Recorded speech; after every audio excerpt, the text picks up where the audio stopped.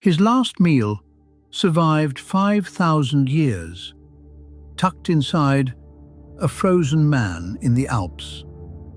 In 1991, two hikers came across what they first thought was an empty person in the ice.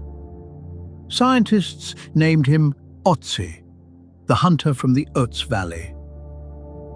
They studied his coat, his bones, his copper axe.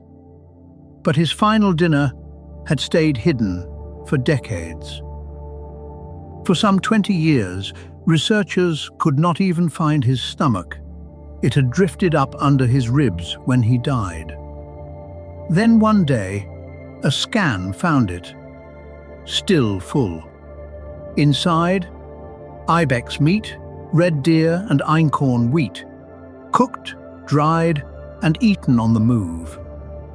Almost half his fuel was fat, rendered and carried for the high passes. One strange detail, traces of bracken fern, slightly toxic, had slipped into that meal. He died, high in the pass, an arrow buried near his shoulder. Yet his kit carried a copper axe from a new age.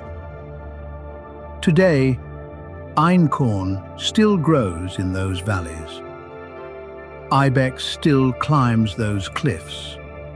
His dinner never really left the mountains. Follow for more ancient food secrets.